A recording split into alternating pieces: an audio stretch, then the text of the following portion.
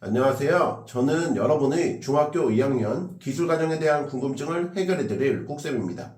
오늘은 5번째 시간으로 성폭력과 가정폭력 예방에 대해 공부해보는 시간을 가질게요.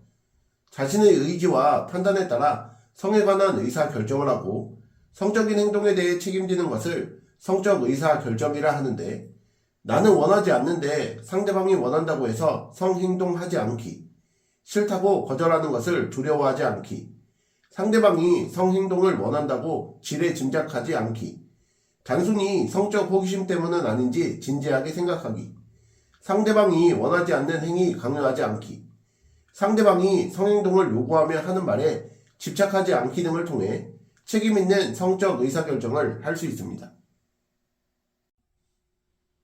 성폭력이란 성희롱, 성추행, 성폭행 및 가상공간에서의 사이버 성폭력 등 원하지 않는 상대에게 강제적으로 가해지는 성과 관련된 모든 폭력 행위를 말하는데, 인터넷과 스마트폰의 보급으로 음란 동영상이나 잘못된 성지식을 쉽게 접하면서 성문화가 점점 왜곡되고 성폭력이 증가하고 있습니다.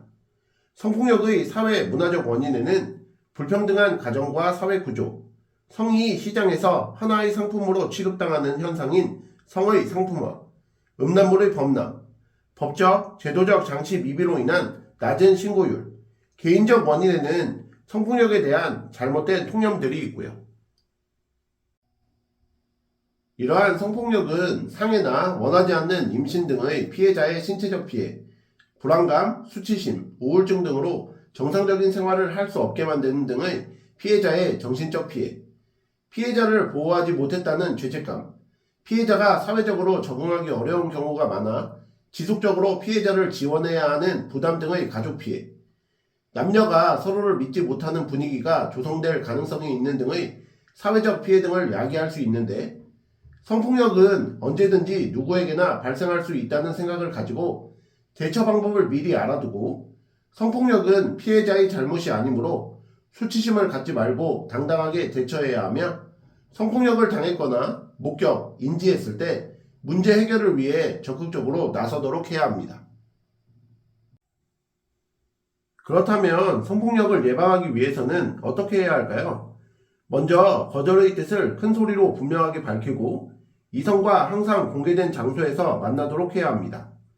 또 친구들이 성희롱적 말과 행동을 할 때 중지하도록 요구하고, 남녀의 성심리가 다르다는 것을 인식해야 하며 우리마을의 안전 네트워크를 익히고 응급 상황에 대한 대응 방법을 연습해야 하고요. 성폭력 위기 상황에 닥쳤을 때는 가능한 한 그 상황을 벗어나고 주변에 적극적으로 도움을 요청해야 하며, 그런 일이 일어나면 안 되겠지만 성폭력 피해를 입었다면 몸을 씻지 않고 입었던 옷과 소지품을 그대로 보관하고 빠른 시간 안에 병원으로 가야 하며, 부모님, 선생님, 학교폭력, 성폭력 등과 관련해 24시간 신고 접수를 받고 전문 의료진과 여성경찰관, 전문 상담사 등을 통한 전문 서비스를 지원하는 원스톱 지원센터 112, 여성 긴급 상담 전화 1366 등의 도움을 요청해야 하고요. 다음으로 가정폭력의 예방과 대처에 대해 알아볼까요? 가정폭력이란 가족 구성원 사이에서 이루어지는 신체적, 정서적, 성적, 경제적 피해를 가져오는 모든 행위를 말하는데, 일반적으로는 가족을 학대하거나 강압적, 강제적, 위협적인 행동이나 말을 하는 폭력의 형태가 많으나, 돌보거나 간섭하지 않고 제멋대로 내버려두는 것으로 아동이나 노인 등 약자에게 기본적으로 제공해야 할 것을 제공하지 않아서 방치된 상태인 방임과 같은 행동도 가정폭력으로 볼 수 있습니다. 가정폭력은 개인의 성격 특성, 성적 장애, 지속적이고 과중한 스트레스, 유년기의 가정폭력 경험 등의 개인적 원인과 사회적 지지체계 부족, 가족 내 권력관계의 불평등 등의 사회 구조적 원인에 의해 발생하며, 폭행, 감금, 신체적 억압, 기물파손 등의 간접폭력인 신체적 폭력, 언어적 학대, 정신적 학대, 욕설, 간섭, 의심 등의 정서적 폭력, 경제적 활동 통제, 경제적 방임 등의 경제적 폭력, 성적 자기결정권 침해 등의 성적 폭력으로 나뉩니다. 이러한 가정폭력은 성인 피해자에게는 자살 시도, 문제 해결 능력 부족, 우울감, 죄책감, 두려움, 고립, 절망, 분노, 과도한 방어행동, 무력감, 불안, 자아 존중감 저하 등의 영향을, 아동 피해자에게는 학교생활 부적응, 학교폭력, 충동 자제력 부족, 폭력행동 모방, 가출, 공격성, 비행, 싸움, 우울, 두려움, 위축, 문제해결 능력 부족, 주의력 결핍 등의 영향을 주며 가정 내에서 은밀하게 일어나며 사회적으로 묵인되기도 하는 은폐성, 지속적으로 반복되는 반복성, 세대 간에 대물림되는 순환성, 배우자, 자녀, 부모 폭력이 같이 일어날 수 있는 중복성 등의 특징을 가지고요. 그렇다면 가정폭력을 어떻게 예방하고 대처해 나가야 할까요? 먼저 가정폭력 예방을 위해 개인과 가족은 서로 존중하는 가정 분위기를 형성하고 가족 간 대화를 자주 해야 하며 함께하는 시간을 많이 가지고 정기적인 가족회의를 통해 상호 간의 이해를 높이는 등 건강한 가정을 만들기 위해 노력해야 합니다.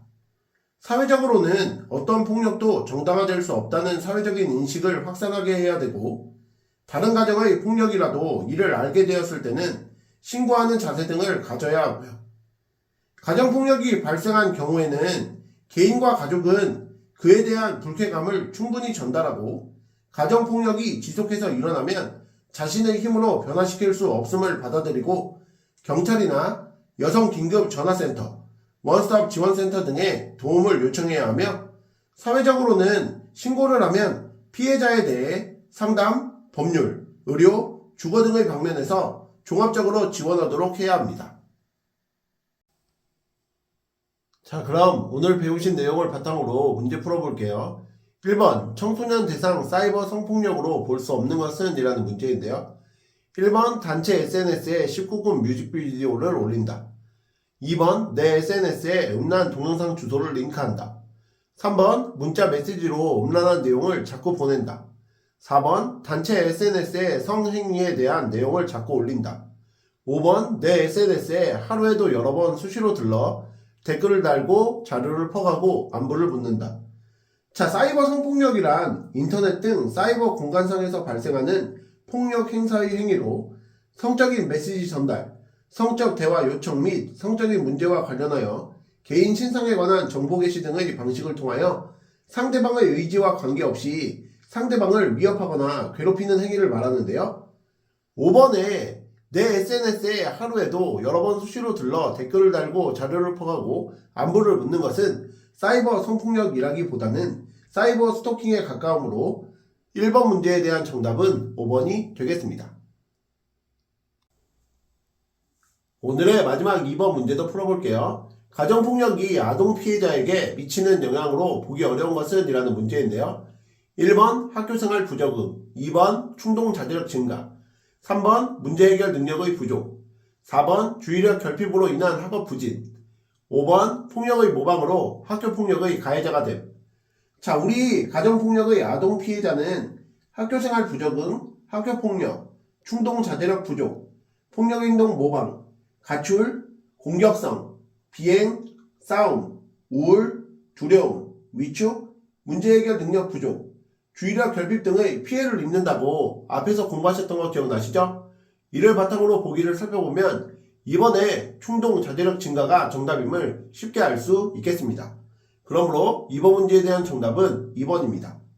이상으로 중학교 2학년 기술과정 5번째 시간 성폭력과 가정폭력 예방에 대해 공부해 보셨는데요. 복습 열심히 하시고 다음 시간에 뵙겠습니다. 감사합니다.